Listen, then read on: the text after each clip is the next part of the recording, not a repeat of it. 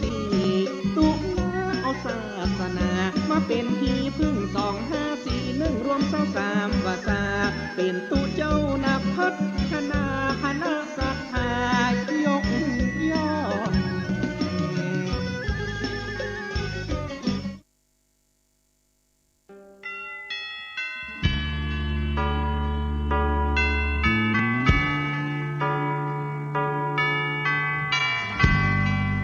ต่อได้ไป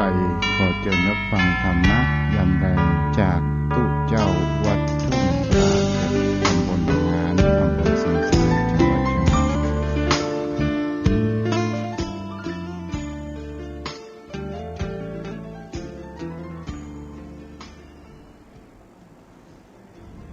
เชิญชวนทุกท่านเข้าวัดเข้าวาฟังธรรมะจากหลวงตาเสริมชีวา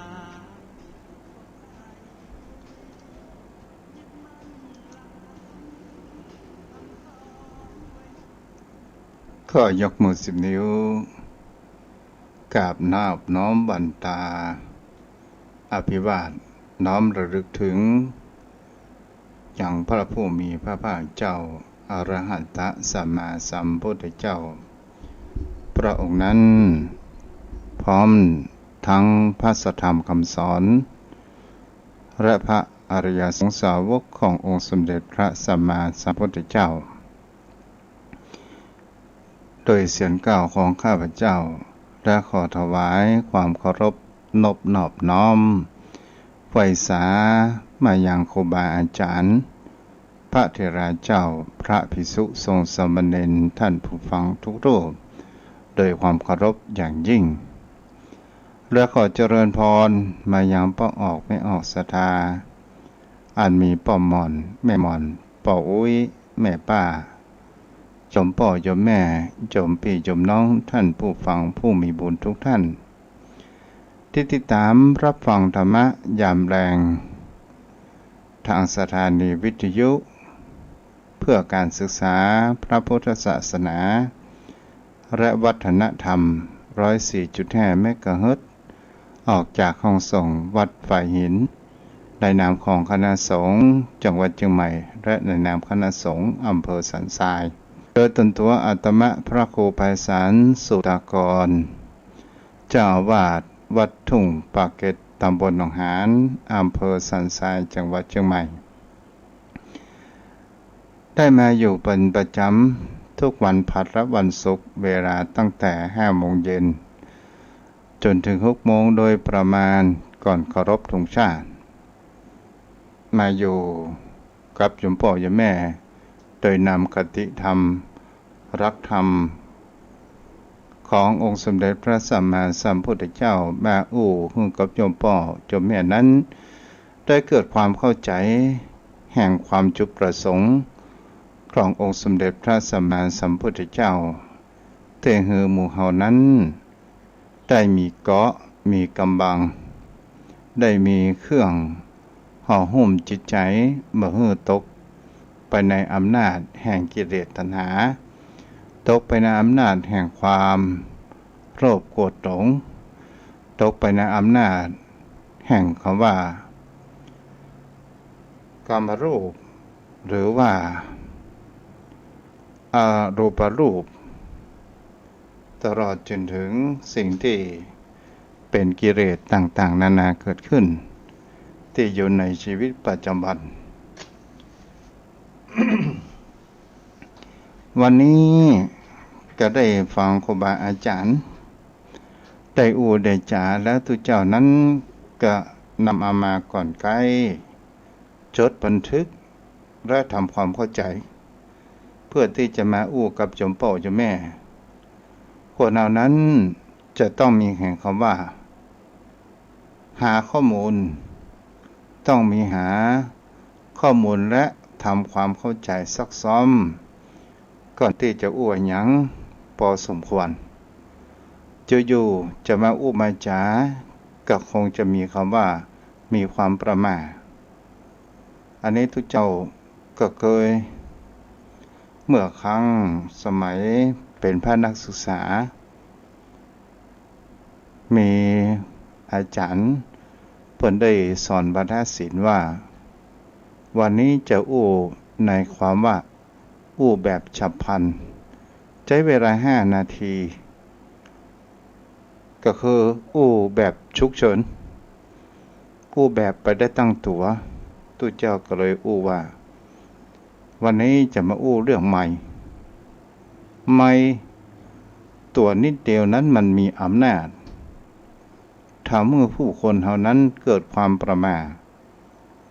จากที่เขาตั้งใจจะอู้ในสิ่งนั้นกลับไปอู้เรื่องอื่นอย่างนี้เป็นต้นเกิดความกลัวไปต่างๆนานาเกิดขึ้นแต่สิ่งที่คนเฮานั้น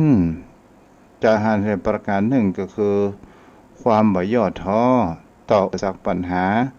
ในสิ่งที่เฮานั้นมีคำว่าใจรักในตนตัวของทุกเจ้านั้นก็มีใจรักในการงานเผยแพร่มาตั้งแต่สมัยเป็นสามเณรมักอยู่วัดพุทธบาทตากผ้าก็ได้ฝึกในการอู้การจามาพอหายพอดีตลอดจนถึงมาเป็นเจ้าอาวาส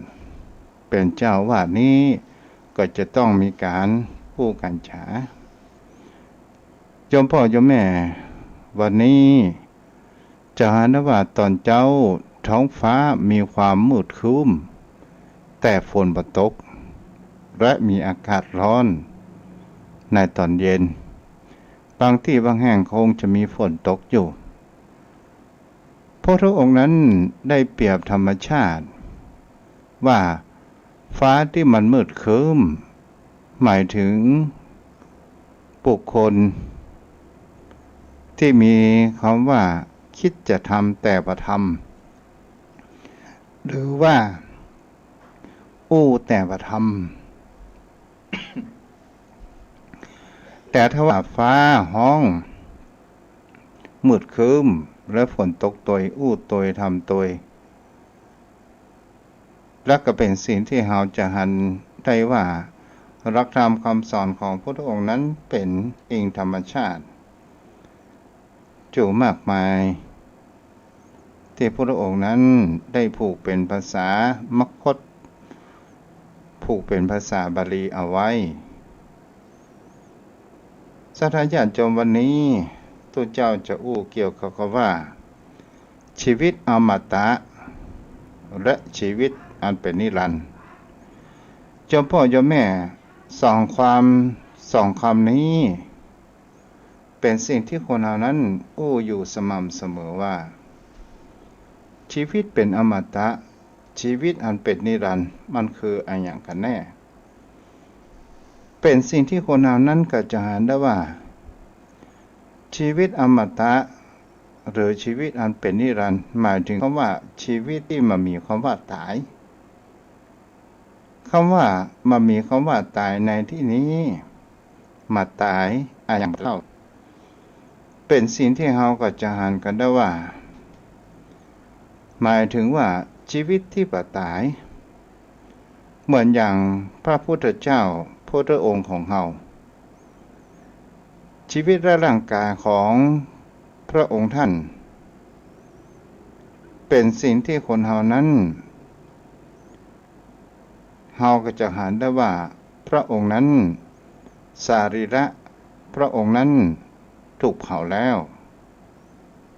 และเป็นสิ่งที่คนเฮานั้นจะหันแห่กันได้ว่าอายังเป็นอมตะที่พระพุทธองค์นั้นเหลืออยู่นั่นก็คือพุทธสภาวะรักคำสอนของพระพุทธองค์นั่นเองที่มีความสะอาดสว่างสงบอยู่ในจิตในใจของพระพุทธองค์แล้วดำรงชีวิตให้มีความสดชื่นแม้กระทั่งร่างกายแม้จะเป็นสิ่งที่เราจะเห็นได้ว่านี่ก็คือคำว่าจิตวิญญาณพระองค์นั้นเมื่อพระองค์มีพระชนมชีพอยู่พระองค์นั้นจะเห็นได้ว่าพระองค์นั้นมีจิตวิญญาณที่มีความสดชื่น บ่รู้จักแห่งความเศร้าเหี่ยวเฉาไปกับสังขารพระองค์นั้นมีชีวิตเป็นอมตะอย่างแท้จริงตลอดจนถึงปัจจุบันที่เป็นพุทธสภาวะอยู่ในสภาวะแห่งขององค์สมเด็จพระสัมมาสัมพุทธเจ้านั่นก็คือรักคำสอนที่ห่อหุ้มและกับบุคคลท่านใดที่สามารถเอานำไปใช้ในชีวิตประจำวันก็จะห่อหุ้มเป็นเสื้อผ้าอาภรณ์ป้องกันเรือบจุงต่างๆนานาถ้าเราอู้มากันเป็นภาษาเกี่ยวกับเนื้อหนังบางษาของชีวิตของคนเฮานั้นเฮาลองพอว่าเนื้อหนังบางษาถ้าอู้เป็นภาษาของชาวบ้านเป็นอู้ภาษาเป็นความว่าเป็นคนเป็นมนุษย์ของคนเฮาแบบบ้านๆแต่ที่จริงแล้วคนเฮายังจะบอกว่าเฮาบ่ตายชีวิตอมตะเฮาบ่ตายแต่สิ่งที่เฮาจะหากันได้ว่าชีวิตทุกชีวิตนั้นจะเป็นสรรพสิ่งสรรพสัตว์ทั้งหลายมันก็ต้องมีเนื้อหนังบางสามีเซลล์มียินเกิดขึ้นแม้กระทั่งสัตว์เดรัจฉานก็ตามมนุษย์คนเฮาก็ตามชีวิตต้นไม้ก็ตามที่มันมีเนื้อหนังบางสาและมียินและก็เป็นสิ่งที่เราจะหันกันว่าทุกสิ่งทุกอย่างสิ่งเหล่านี้มันก็คงบ่เป็นอมตะเนื้อหนังบางสาของเราก็เริ่มมีความเปลี่ยนแปลงเหี่ยวย่นไปและก็ตายไปแม้กระทั่งพืชที่เราใช้ปรุงอาหารอยู่ทุกวันมันก็มีชีวิตเช่นเดียวกันพืชบางชนิดก็มีอายุยืนพืชบางชนิดนั้นก็มีอายุสั้นแม้กระทั่งต้นไม้บางต้นนั้นก็มีอายุยืนบางต้นนั้นก็มีอายุสั้นและมียีนห่อหุ้มนั่นเองต่อมาเรามาอู้เกี่ยวกับว่าชีวิตโดยความเป็นภาษาธรรมโดยความเป็นภาษาธรรมก็คือหมายถึงเขาว่าอย่างที่คนเฮานั้นควรจะมีแห่งเขาว่าชีวิตเป็นอมตะและมีความนิรันดร์ก็คือคนที่มีสติปัญญาคนมีความฉลาดจะทำให้ชีวิตของเฮานั้นมีความสดชื่นเบิกบานอยู่ได้นานที่สุดจะเป็นวันจะเป็นเดือนจะเป็นรายปีรายเดือนรายวันก็ตามและเป็นชีวิตที่มีความดีงามมีความสดชื่นมีความเบิกบานเรียกว่าชีวิตนั้นเป็นนิรันดร์และเป็นอมตะจอมพ่ออยู่แม่มันก็เป็นเรื่องสิ่งที่คนเฮานั้นจะเบิกบานดังพระพุทธองค์นั้นก็คงหาไปได้ยากที่จะเพียบพร้อมแห่งคำว่าชีวิตที่มีความจิตใจแจ่มใสมีความเบิกบานสดชื่นอยู่ตลอดเวลาถึงแม้ร่างกายแก่งอมอย่างใดก็ตามแต่พระพุทธองค์นั้นมีความสดชื่นอยู่ตลอดมีความเบิกบานอยู่ตลอดและเรามาดูและมาสังเกตดูว่าแต่ชีวิตแห่งความเป็นมนุษย์ของคนเฮาเล่าทำไมมันมีความสดชื่นมันมีความเบิกบานเพราะอะไรหยังเพราะว่าความโง่เขลาบ่ปัญญาของเฮาหรือว่าเพราะความบ่รู้เพราะความอวิชชาที่เฮาบ่รู้ตัน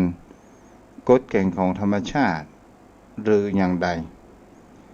ในที่นี้เราจะเห็นได้ว่าสิ่งที่มันมากัดกินอยู่ในจิตในใจของคนเฮานั้นทำให้จิตใจของเฮานั้นมีความเบิกบานทำให้จิตใจของเฮานั้นมีความเหี่ยวเฉามีความเศร้า ไปต่างๆนานาเกิดขึ้นและมันมีคำว่าความเบิกบานสดชื่นอยู่ในกับร่างกายของคนเฮาสิ่งที่มันมากัดกินในจิตใจของเฮาบ่ฮื้อเบิกบานนั้นอะหยังนั่นก็คือคำว่ากิเลสในที่นี้เฮาอู้แบบกว้างๆกิเลสมันก็มีความแตกต่างออกไปถ้าเฮาสมมติว่าต้นแห่งกิเลสมันก็เริ่มแตกกิ่งแก้นสาขามันไปอยู่สม่ำเสมออย่างเช่นเฮาอู้ง่ายๆอุปมาเหมือนดังที่ในปัจจุบันอย่างกับโควิดโยมพ่อโยมแม่เฮาก็จะหันกันได้ว่าโควิดมันก็มีแตกก้านสาขามันไปต่างๆนานาเกิดขึ้นและมันกัดกินจิตใจของผู้คนของเฮานั้นเมื่อมีความบาดวิตกเกิดความขัวเกิดความห่อเหี่ยวในจิตใจของเฮานั้นเกิดขึ้นแต่เป็นสิ่งที่คนเฮานั้นจะหาได้ว่าบุคคลที่มีความฉลาดนั้นก็คือในการที่ว่ามีวัคซีนเฮาก็ไปฉีดเสียเฮาก็บ่ต้องไปกลัวบาดวิตกอันหยังเกิดขึ้นแต่ถ้าว่าบุคคลที่หูตันฉีดก็กลัวบ่ฉีดก็กลัวสุดท้ายแล้วมันมีภูมิต้านทานเกิดขึ้นแล้วเฮาก็จะตกเป็นจู่เปิ้นเฮาว่าโควิดกัดกินจิตใจของเฮานั้นถ้าเมื่อเฮามีความบาดวิตกเกิดขึ้นต่างๆนานาเกิดขึ้นนั่นเองแต่ถ้าว่าเฮามีวัคซีนและเฮามีภูมิต้านทานเฮาก็ยังมีความมั่นใจในจิตใจของคนเฮานั้นที่ว่ากิเลสในที่นี้แตกกิ่งก้านสาขาใบออกไปมันจะมารวมกับชีวิตของคนเฮาจิตใจของคนเฮาที่เฮาก็จะเห็นว่ามันเกี่ยวเกินจิตใจของคนเฮานั้นคือมีความเกิดมีความสมองและกิเลสในตัวนี้ถ้าเฮาอู้ไปลงลึกลงไปก็คือเป็นสิ่งที่คนเฮานั้นจะหาได้ว่าเฮามัวเสียเวลาที่แห่งคำว่าหลงมัวเสียเวลาแห่งคำว่ากรรมรูปรูปรูปอรูปรูปก็เป็นสิ่งที่เฮาจะเห็นได้ว่าตะวันนี้ทุกเจ้าก็ได้อู้ถึงกมฉันทะความพอใจในกรรมคุณทั้ง5รูปเสียงกลิ่นรสต่างๆกรรมรูปก็เช่นเดียวกันสถานญาติโยมทั้งหลายเฮาก็จะเห็นได้ว่าที่พระองค์นั้นเรียกว่าราคะก็คือความกำหนัดสถานญาติโยมพ่อโยมแม่เฮาจะเห็นได้ว่าชีวิตของคนเฮานั้นเฮามีความฝันแต่เฮาบ่มีสมความฝันในเกี่ยวกับเนื้อคู่ของตนตัวของคนเฮาโยมพ่อโยมแม่เฮาก็ลองคิดดูว่าชีวิตที่เฮามีความฝันไว้ว่าเฮาอยากจะให้มีครอบครัวที่มีความอบอุ่นเกิดขึ้นและก็เป็นสิ่งที่เฮาจะหันแห่งประการหนึ่งที่มันไม่เป็นเพิ่นว่า เป็นไฟเผาเป็นสิ่งที่คนเฮาจะเห็นได้ว่ามันกัดกินจิตใจของคนเฮาเมื่อแรกๆนั้นเฮาเอากันใหม่ๆมันก็บ่มีปัญหาเกิดขึ้นในที่นี้ครูบาอาจารย์ได้อู้เรื่องว่าเผาแห้งและเผาแห้งเผาสดในที่นี้เราก็ลองมาสังเกตว่าเผาแห้งเผาสดนั้นมันคืออันหยังบางครั้งก็เผาถึงแห้งถึงสดเฮามาอู้ถึงว่าเผาก่อนสถานญาติโยมทั้งหลายเผานี้มันก็คือกิเลสเหมือนกันก็คือการที่คนเฮานั้นเราจะควรนินทาต่างๆนานาเฮาลองสังเกตถือว่า ถ้าครอบครัวใดก็ตามอยู่กันเมินภรรยาหรือสามีจะมีการเผาผลาญเผาซึ่งกันและกันที่เขาว่าเผาแห้งในที่นี้บางครั้งบางคราวเมียก็เล่าผัวหรือว่าเผาผัวบางครั้งบางคราวผัวก็เผาเมียบางครั้งบางคราวก็ไปเผาผัวให้ลูกนั้นได้ฟังอย่างนี้เป็นต้นมันก็เกิดแห่งความว่าเผาแล้วก็เกิดความน้อยเนื้อต่ำใจก็มีความเศร้ามันมีความเบิกบานมันมีความสดชื่นเกิดขึ้นต่อคนในครอบครัวนั้นเป็นต้นแม้กระทั่งผู้มีอำนาจก็ตามผู้มียศถาบรรดาศักดิ์ก็ตามแม้กระทั่งพระสงฆ์องค์เจ้าก็ตามจอมพ่อจอมแม่ก็เป็นสิ่งที่คนเหล่านั้นจะหันได้ว่าบางครั้งบางคราวเฮาก็โดนเผาเช่นเดียวกันเผาแห้งเผาเป็นสิ่งที่เราจะหันได้ว่าคำว่าเผานี้ก็คือผู้รับหลังอย่างเช่นคนเราไปเยี่ยมคนไข้สถานญาติโยมทั้งหลายบางครั้งบางคราวเราไปแอวหาคนไข้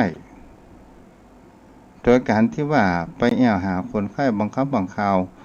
ต่อหน้านั้นเรากำลังอกกำลังใจโอ้ดีมันแบบมีปัญหาหายแน่นอนพอรับหลังลงจากบ้านไปแล้วหาว่าบัดเกิน3 วันบะเนี่ยเป็นสิ่งที่คนเรานั้นนี่ก็คือคำว่าเผาและมันก่อให้เกิดในอย่างเล่ามันก่อให้เกิดแห่งความมันมีคำว่ากำลังอกกำลังใจและมันเบิกบานมันมีความสดชื่นนั่นเองและเรามาพอสิ่งที่เผาใจเผาร่างกายของคนเราในที่นี้ก็คือกรรมรูปหรือราคะคนเรานั้นชอบรูปที่สวยงามมีความปรารถนาหลงในรูปในเสียงในกลิ่นในรสต่างๆนี่ก็คือเป็นตัวที่เผาให้จิตใจของเรานั้นมีความเหี่ยวเฉาและเผาให้จิตใจของเรานั้นมันมีความเบิกบานบางสิ่งบางอย่างสถานญาติโยมทั้งหลาย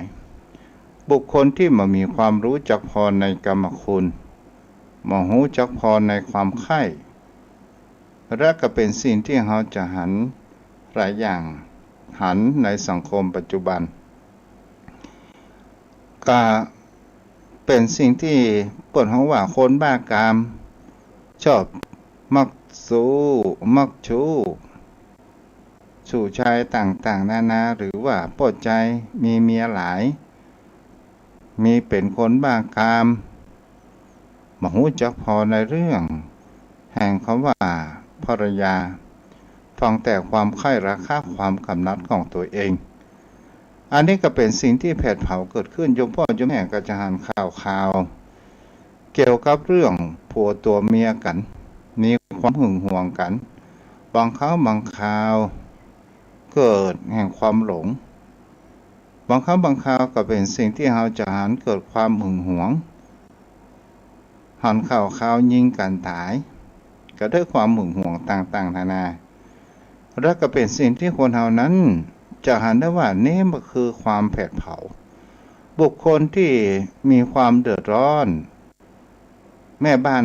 หรือว่าบ้านก็ตามที่พอใจ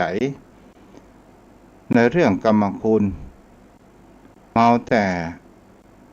ฟังแต่กิเลสฟังแต่ราคะความกำนัดของตัวเองหลงในรูปของผู้ชายก็ตามหลงในรูปของผู้หญิงก็ตามและก่อให้เกิดแห่งความเดือดร้อนก่อให้เกิดแห่งความทะเลาะวิวาทก่อให้เกิดแห่งความโกรธก่อให้เกิดแห่งความที่เราจะหันว่าเป็นคดีความแย่งชิงเอากันตอนสุดท้ายมันก็มีฝ่ายใดฝ่ายหนึ่งตายไปคนที่ตายก็พ้นไปคนที่ตายก็ต้องติดคุกติดตารางอย่างนี้เป็นต้น นี่ก็คือความแผดเผาในชีวิตจิตใจของคนเรานั่นเองสถาญาติโยมมารอพ่อแหมคำว่าอารูปรูปอารูปรูปนี้ก็คือสิ่งที่มันแผดเผาอันหยังมันเป็นนามธรรมเป็นสิ่งที่มหันต์รูปแต่มันสามารถที่จะแผดเผาในชีวิตของคนเฮานั้นได้เมื่อมีความสดชื่นนั้นคืออันหยังก็คือยศถาบรรดาศักดิ์โยมพ่อโยมแม่ยศถาบรรดาศักดิ์เป็นสิ่งที่คนเฮานั้นจะหานกันได้ว่าบางครั้งบางคราวเฮามีการที่จะเอายศถาบรรดาศักดิ์ตำแหน่งอย่างเช่นในการเลือกตั้งต่างๆนานาทั้งหลายเขาก็พอชีวิตแห่งความการเลือกตั้งกว่าที่เราจะได้มาความเป็นนายกเทศบาลนายกอบจนายกระดับชาติหรือเป็นสมาชิกก็ตามจนพ่อโยมแม่เราก็ลองมาสังเกตใกล้ๆบางครั้งบางคราวเราจะหากันได้ว่ายศถาบรรดาศักดิ์นี่เขาทำให้ครอบครัวเขาว่าพี่น้องเกิดมีความแตกแยกการใดอย่างใดประการ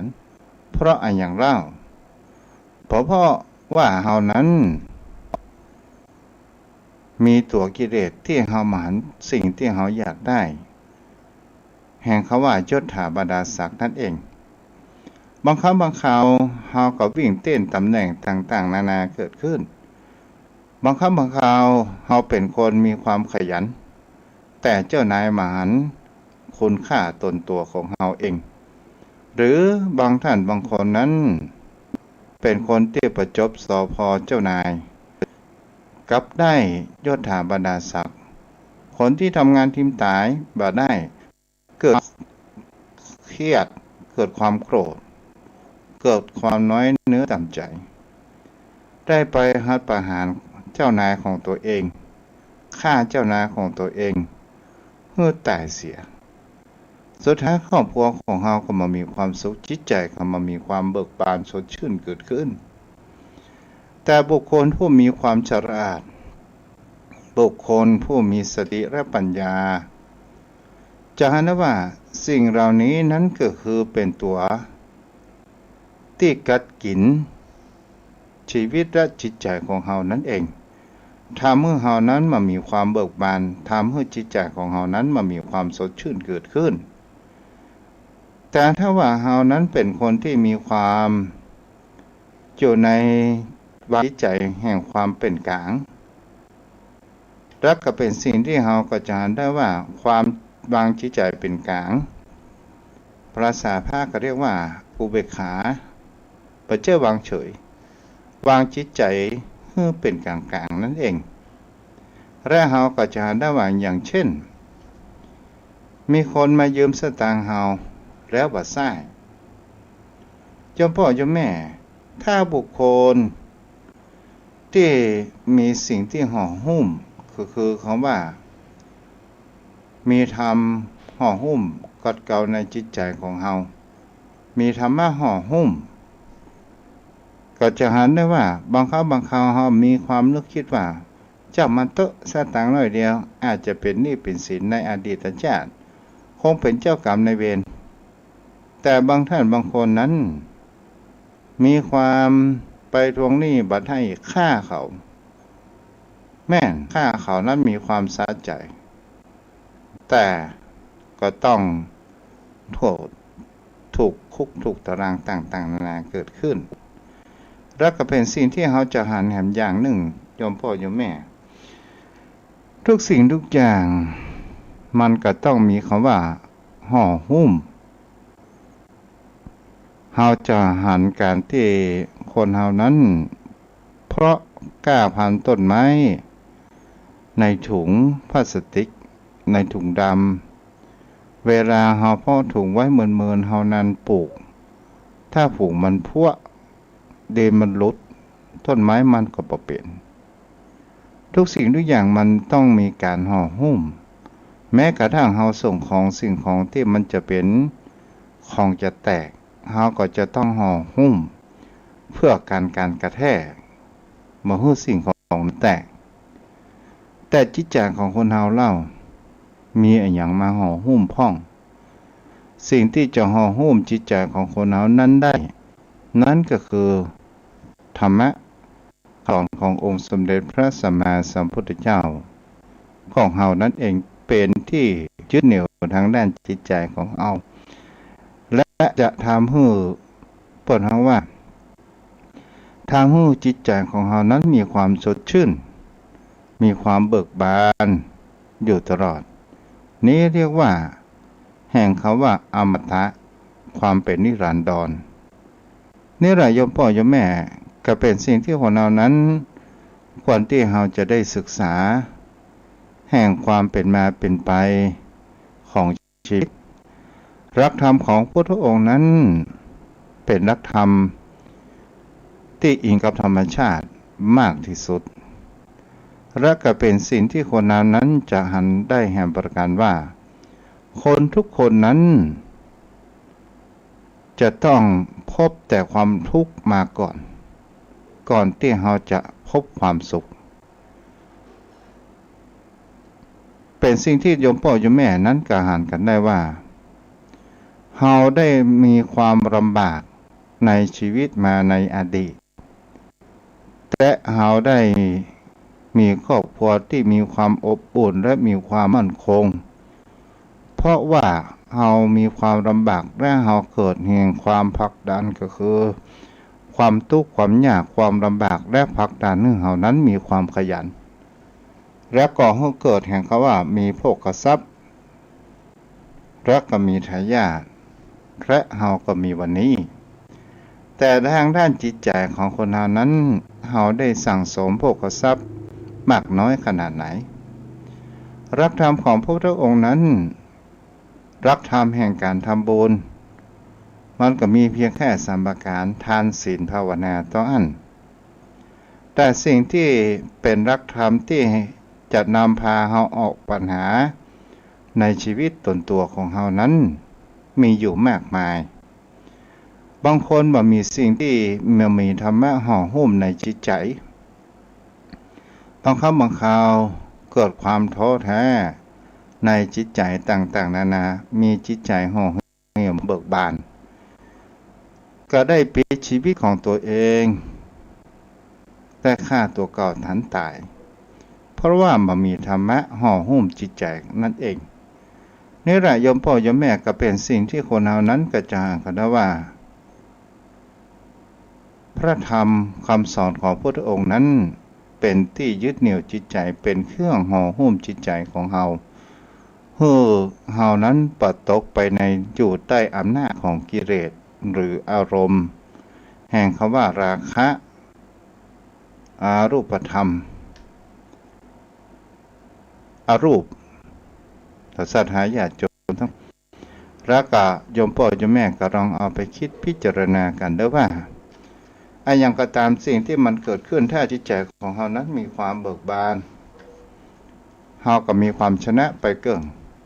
บางสิ่งบางอย่างอย่างเกิดขึ้นเราจะไปมีความบาดวิตกไปกลัวเสียก่อนเราจงมีคำว่าสติปัญญาและมีคำว่าโยโสมนสิการคือการพิจารณาอย่างถี่ถ้วนทุกสิ่งทุกอย่างมันก็มีทางออกโยมพ่อโยมแม่เราก็จะหันสังเกตว่า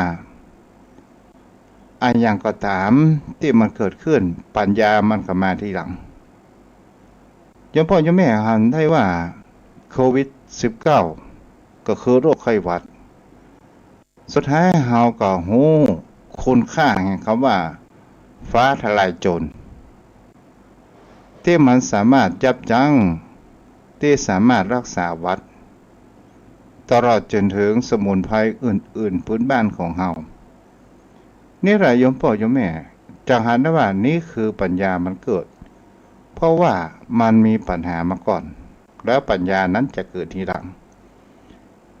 อันนี้ก็เป็นสิ่งที่เป็นข้อคิดให้โยมพ่อโยมแม่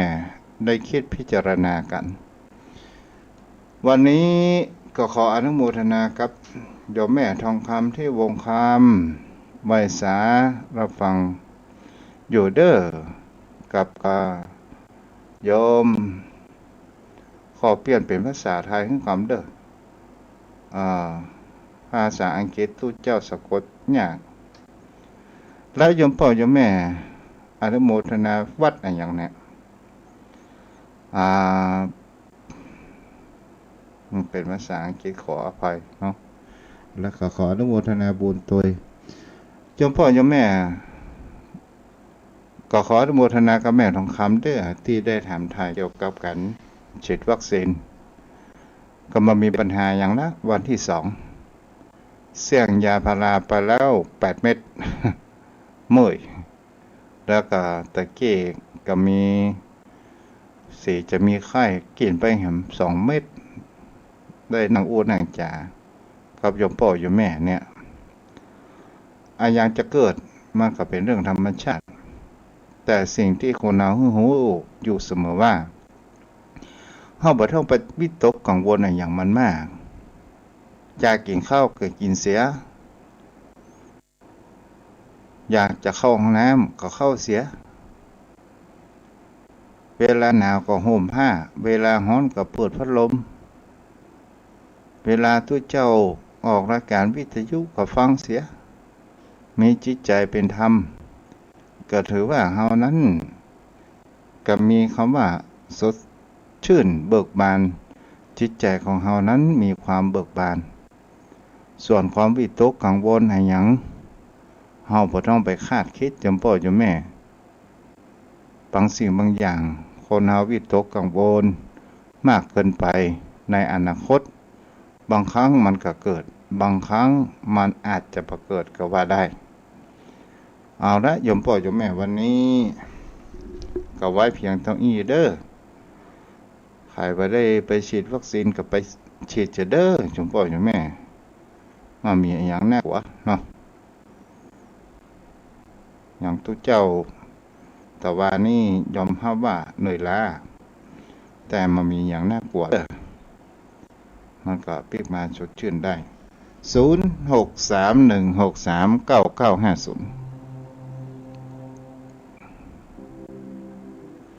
0631639950เจริญพรแม่ประกายพฤกษ์ที่1อยู่ตลอดเนาะจ้าอ้อยแต่เจ้าเจ้าเอามีทั้งแม่อันหุ้มห่อหัวใจแล้วก็สบายใจเจ้าจ้าแม่ล่ะอยู่ที่ไหนเขาอยู่บ้านวันค่ำก็ม่วนอยู่ฟังเทศน์ฟังธรรมฟังเพลงไปเนาะจ้าอันนั้นก็ฟังเพลงพ่องฟังธรรมะพ่องเจ้าอารมณ์ที่เฮาม่วนใจเนี่ยแม่เจ้าที่มันบ่เป็นไปทางด้านกิเลสโลภโกรธหลงบ่เอาเรื่องราวของชาวบ้านมาใส่ใจมากเกินไปเนาะก็จะทำให้จิตใจของเฮานั้นเบิกบานเจ้าต้องเอาอย่างเอาใส่ใจจ้าปล่อยเขาว่าอย่างว่าไปปล่อยเราก็อยู่บ้านเขานั่นน่ะถ้าเราน่ะแต่ก่อนแม่ของแม่นี่นะอันแจ้งมันแจ้งนะเอายามาให้สักเอาออกไปให้หรอกินทุกวันน่ะแม่นะแข็งแรงได้93เนาะแข็งแรงแต่แข็งฮักขา2 เที่ยว2 รอบมันแล้วไหมแล้วก็จะกินดอกกัญชาไงแล้วก็อะไรเนาะว่าอะไรโจรไงถ้าอันนี้แบบกินยอดมะกอยแกคนก็บอกกินดังเลยแข็งแรงมีโรคอย่างนะแต่แข็งหักแก้มันล้ำไปจากประเด็นนี้มีอยู่ก่อนเดือนนี้เสียหมอกปีแล้วเดือนสิงหาเจ้าปีแล้วนี่93จ้าไปจ้าให้กำลังใจนะเจ้าจ้าบุญรักษาเด้อแม่เข้ามาได้พี่น้องสารพีฟังหลายพี่น้องฟังเจ็ดมาได้ยินโทรมาเด้อเจริญพรกราบไหว้สาเจ้าท่านพระครูโยมแม่บุญพินฟังอยู่นะเจ้าแม่โยมแม่เขาก็ฟังวิทยุเนี่ยค่ะจังเจียทานคนละเครื่องโยมพ่อแก่ทานแต่มันจะบดโยมพ่อว่าทานไม่อยู่ก็โยมแม่ว่าจะได้ปุจิร้านจ้าก็ซื้อมาใส่ของโยมแม่ถ้ามันคดีโยมแม่ก็ซื้อมาไว้ท่านฟังธรรมะน่ะ ขึ้น96ของ104.5ฟังหมุนไปหมุนมาหมดฟังกันอย่างเนาะเป็นกำลังใจนะเจ้าฟังอยู่เจ้าเจ้าสาธุจ้ะแม่บัวพินอันนี้ก็เป็นแฟนรายการมาเมินขนาดเจริญพรเจ้านมัสการเจ้าแม่แต่ละปีเด้อแต่ละปีเนาะอยู่บ้านไหนอย่างแม่ไม่จะติดอ่ะไม่จะติดเจ้าวันตานนี่ล่ะอ๋อไม่จันทิพย์เจ้าวังตานนี่เนาะไม่จะติดนะจ๊ะจ้ะว่าได้ฟังไหมไม่สุภาก็ไก่ปักวัดปักไอ้ปักดังวัดบ้านทางอ๋อจ้ะไม่สุภาไม่โจอ๋อไม่สุภาค่ะฟังผู้กงผู้โอ้ก็ท่านเลยจ้าเดี๋ยวนี้คุณเอาฟังบ้านเนาะผมบอกให้ง่อมแล้วเนาะไปไหนก็ไม่ได้ไปแม่ละกันแม่เดี๋ยวนี้การภาษาสุดภาษาปกตินะทุกวันพระเจ้าดีได้แม่ได้ภาษาเนาะจ้าโทรเข้ามาได้พี่น้องสารพีกันนักแม่แดงบัตรตัน219บัตรตัน740บัตรตันเนาะเจริญพรไหว้พระเจ้าแม่แดงดอกตัดแล้วเจ้าอันนี้มีอย่างอู้ผ่องฮะวันนี้หมองมียังสบายใจดีเนาะเจ้าไอ้ครับพรฮับยังเจ้าไปฉีดยามาเลยไปฉีดยาละถามละไปฉีดวัคซีนฉีดวัคซีนมันแล้วไหมสบายแล้วเนาะสบายแล้วพ้นหลอดปลอดภัยกูสิ่งกูอย่างแล้วเนาะแม่นละเจ้าเป็นกำลังใจกันอยู่สบายเนาะเป็นทุกเจ้าตามเดิมไหมบ่เป็นยังเป็นทุกเจ้าตามเดิมก็เดียวก็จะเลื่อนขึ้นแล้วโอ้ยศถาบรรดาศักดิ์เอาไปบัดได้แน่แม่เอ้ยทำจริงเอาบาปตะบุญกะเอาทำสังหวันใจได้เผยแผ่ทำของหวันใจละเนาะเจ้าคุณรักษาแม่ก็เหมือนกันได้ฟังถ้าจะจบละเจริญพรเนออย่าสบายใจขนาดอะเป็นเมื่อยเป็นไข้นี่หายหมดแล้วจ้ะดีแล้วเป็นยาเจ้าเป็นยาเนาะใจเนาะเจ้าไว้สาเจ้าเจริญพรเด้อตลอดจนถึงขึ้นสีขาวที่เปิ้นเกาะลิงสัญญาณไปหลายอำเภอเนาะอำเภอได้ฟังจะโทรมาจนได้เด้อเจริญพรไพศาลเจ้าแม่อยู่ไหนไม่ได้อ่ะแม่น้อยจ้าข้าสบายดีแล้วเนาะสบายดีแล้วถ้าแม่บอกแต่ว่านี่ตู้ให้มือขึ้นหุ่งมีวะนั่นน่ะถ้าจะต้องกินน้ำนักๆแล้วกินพารานี่เจ็บดีอ่ะแล้วชอบดีกินไข่เนอะถ้าบอกฉีดวัคซีนโนนี่เป็นไข่นี่วัคซีนกูอย่างผมบอกให้กินวันนี้ตู้เจ้ากินข้าวผัดไข่ดาวละเป็นอย่างอันข้าวผัดไข่ดาวกินไปแล้วแต่แรกเท่าไหร่ท่านห้ามกินกาแฟนะนะคะ3 วัน 7 วันแบบห้ามกินกาแฟได้ไหมเนาะเจ้าลืมบอกจะอนุโมทนาตัวได้แม่น้อยเด้อเจ้าได้ฝากดูลืมใจแต่ว่าก็ได้โทรหาท่านเป็นติ๊บ2 ติ๊บละเจ้าเป็นยังอย่างจะเกิดก็เกิดได้ไหมเนาะกินไปละเอาทำภาพอีกที่ตั้งท่านสาธโวะถ้าอยากกินผักกาดทอดนะถ้าอยากกินผักกาดทอดมันลังขนาดอะตามเจ้าเบอร์นั่งอ่ะเจ้า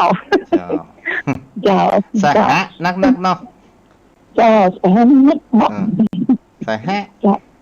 นักจะโอ้รักษาเด้อไหว้สาเจ้าอยู่ดีมีสุขอยู่ดีมีสุขเช่นเดียวกันไม่น้อยโทรเข้ามาได้063-163-9950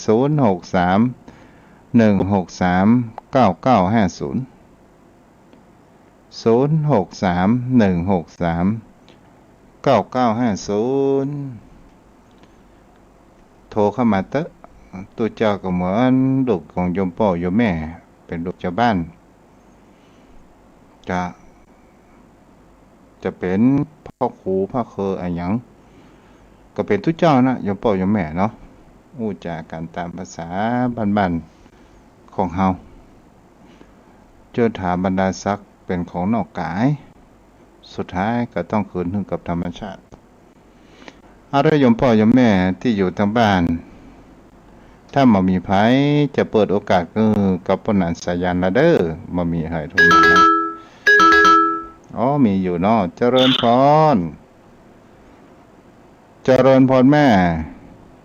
มาตรการครับผู้ครับ ไหว้สาครับหลวงพ่อ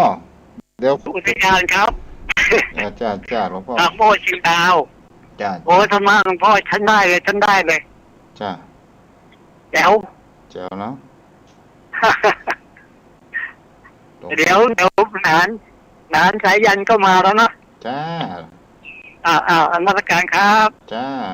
ไหว้สาครับ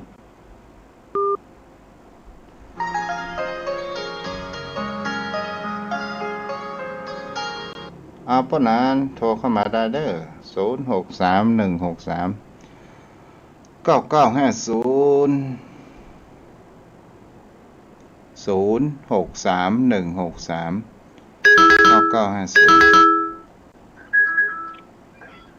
เอาดิวิยุก่อนเนอะพ่อเจริญพรป้อนานสายยัน ขอกับแทบใจใบสาบารมีธรรมท่านเจ้าด้วยความเคารพอย่างยิ่งครับวันนี้ก็ได้ฟังเรื่องฟังธรรมของท่านเจ้าสบายอกสบายใจก็เกิดความปิติยินดีปราโมทย์ในชีวิตท่านพระคุณเจ้ามันก็ไปไหนเนี่ยลำบากโรคโควิดเขาก็อยู่ครับธรรมชาติมันอยู่ในยุคเขาก็พยายามอยู่กับมันได้เนาะท่านเจ้าเนาะถูกกันเพราะว่าถือว่ามนุษย์เฮานี่เป็นสัตว์ประเสริฐที่มีสภาพปรับเข้ากับสิ่งแวดล้อมได้ด้วยครับว่าสาเจ้าว่ากันยังท่านเจ้าว่านะเฮาพยายามอยู่กับมันเพราะเฮาตึงหนีไปไหนมาตึงรอดละเอาก็อยู่อย่างเงี้ยอยู่โดยมันไปพยายามเพื่อประมาทนะท่านเจ้าเนาะถูกต้องแล้วเขาก็อยู่ได้เพราะก็ถือว่ามันก็แค่จะให้เฮาได้แย้มกันหาเขาก็เศร้าหากินมาเลี้ยงชีวิตมันหัวตักบากก้าวแล้วมาถึงยุคนี้ก็แค่ให้เฮาได้พักได้ผ่อนก็ถือเป็นโอกาสว่าก็ดีเหมือนกันเนาะจะได้แย้มอยู่กับบ้านกับจองเนาะอยู่กับครอบครัวใจวิถีชีวิตแบบประมาณแล้วก็คือมีความประหยัดมัธยัสถ์บุฟุ้งเฟ้อเพราะจริงที่จริงท่านเจ้าการอยู่ของเฮานี่มันที่จำเป็นแต่นี่ผมว่ามันมีปัจจัย4ท่านเจ้าเนาะถ้ามันมีอาหารเนี้ยมีเครื่องนุ่งห่มที่อยู่อาศัยมียารักษาโรคมันก็อยู่ได้นะท่านเจ้าเนาะแต่คนเฮามันแบบพอในความที่เฮามีนะป้อนานอย่างท่านเจ้าว่านะมันแบบพอนะท่านเจ้าเอ๋ยป้อนานลองมาสังเกตเนาะ คนตะก่อนเปิดเนี้ยให้สานาเอาเข้าใส่ในหลองแปลว่าเข้ามีกลิ่นมั้งก่อนอันนี้ก็คือปัจจัยอาหารเนาะแล้วยารักษาโรคพืชสมุนไพรตะก่อนคนเฮาจะหูจักยาฝรั่งปัจจุบันนี่มันบ่ค่อยมีมั้งก่อนบ่ค่อยมีเนาะแล้วก็ที่อยู่อาศัยคนตะก่อนนี่ถ้าเป็นพี่เป็นน้องยกย้ายกันหนีน้ำท่วมอย่างกับตามบ้านตู้เจ้าบ้านตาลอย่างนี้ก็มีเนาะบ้านนาแก่ก็มีที่เพิ่นอพยพมาอยู่ตังปักตังเจริญพ่องมาตังปลายพ่องเนี่ยมาอยู่ที่ดอนเนาะท่านเจ้าเนาะมาอยู่ที่ดอนแล้วก็พ้นน้ำท่วมแล้วก็เป็นสิ่งที่เราจะเห็นได้ว่าบางคราวที่ดินสมัยนั้นเนี่ยมันก็บ่แปลงมากเกินไปแต่มันเงินมันมีค่าแล้วบางค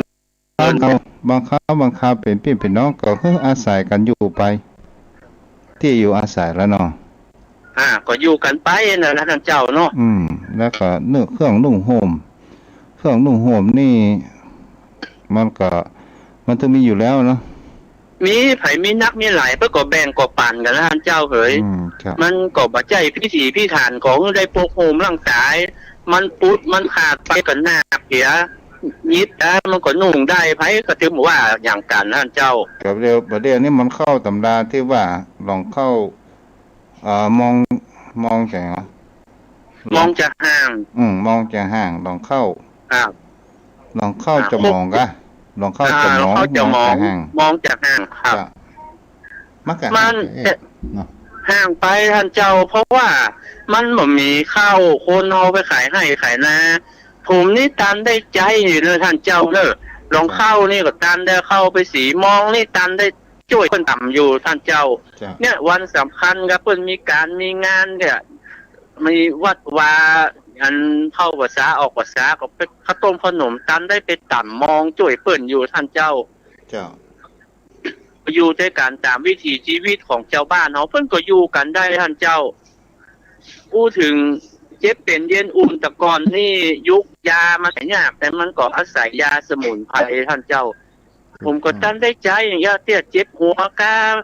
เป็นไข้ขึ้นเมื่อยสบายเปิ้นก็ฮีบเอายาน่ะไปส่วนเนี้ยส่วนมากส่วนใหญ่ก็ไปหาครูบาสังฆเจ้าวัดน่ะเปิ้นจะฮีบยาเปิ้นจะเสาะตัวยาบอกตัวยาเฮาก็ไปฮีบไปเอาท่านเจ้าสะอ้อนเป็นคางเป็นไส้เป็นให้อันหยังนี่เฮาก็หันแม่เฮาฝนอันหยังอ้อยดำและอันหยังยาทีบก็ยังเดี๋ยวนี้ก็ยังมีอยู่นะท่านเจ้าเนอะยาทีบที่ฝนละอ่อนเป็นออกซุกออกใสนั่นน่ะได้มีได้ใจอยู่แต่เดี๋ยวก็ยังพอมีอยู่พ่องอยู่ฮะเจ้าบัดเดี๋ยวที่คนเฮามันแปลกโดมีให้มีนาจริงปลูกข้าวแล้วเอาเข้าไปขายแล้วก็ปิ๊กมาซื้อกินข้าวตัวเก่าเนี่ยปิ๊กมาซื้อกินข้าวตัวเก่าอย่างไรโอ้แต่ก่อนนี่เช่นพ่อเช่นแม่เพิ่นเนี่ยนะถ้าเฮาโอ้มาในยุคปัจจุบันนะเพราะนั้นเจ้าเฮาว่าธรรมชาตินี้มันมีเหมือนกับว่ามีชีวิตถ้าเฮาโอ้อันนี้ความคิดของเฮาว่าได้เด้อเหมือนกับว่าธรรมชาตินี้มีชีวิตผู้คนเอารถเอาเปรียบธรรมชาติมากเกินไปธรรมชาติมันก็ปรับตัวเชื้อโรคต่างๆมาเพื่อกำจัดมนุษย์คนเฮามันเบาลงพ่องนี่ไง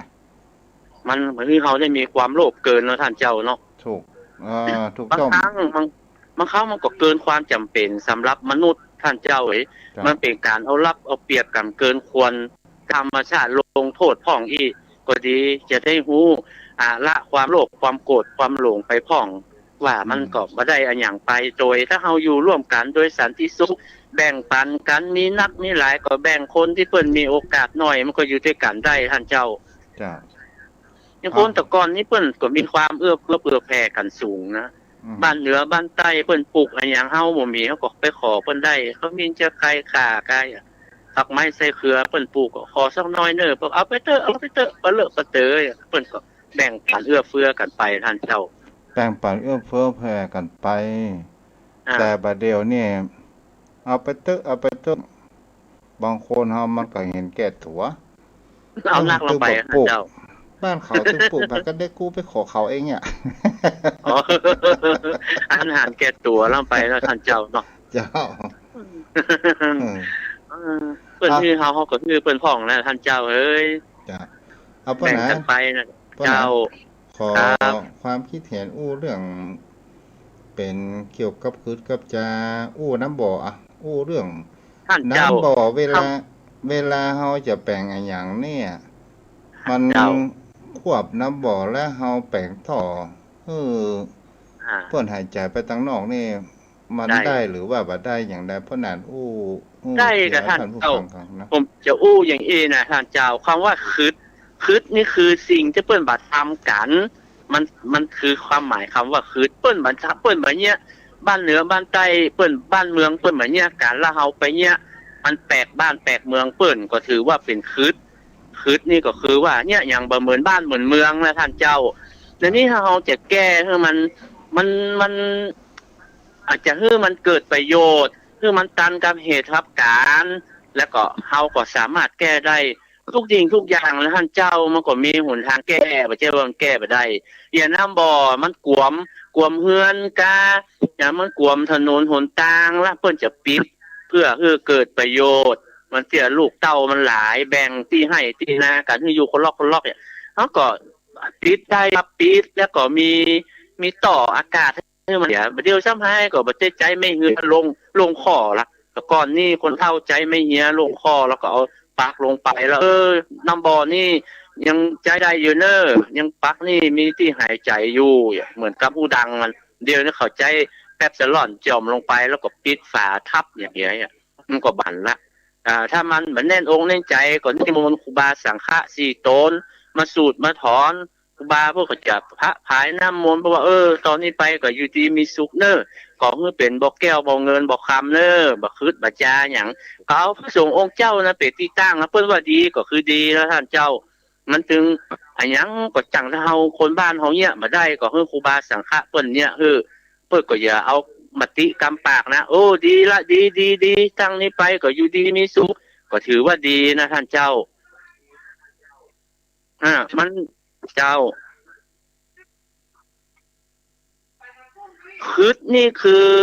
มันมีความคำว่าคืดก็คือคัดแย้งนะท่านเจ้ามันคัดแย้งกันมันมาเห็นบ่ลงรอยกันมันก็เลยถือว่าเป็นคืดมันมาจากไหนคืดมันอาจจะเป็นรูปธรรมนามธรรมก็ว่าได้ท่านเจ้านามธรรมกันมันถ้านามธรรมก็เหมือนที่เมียงพระฤาษีแม่ก็ท่านเจ้าใช่มาจากปากคนเฮากัน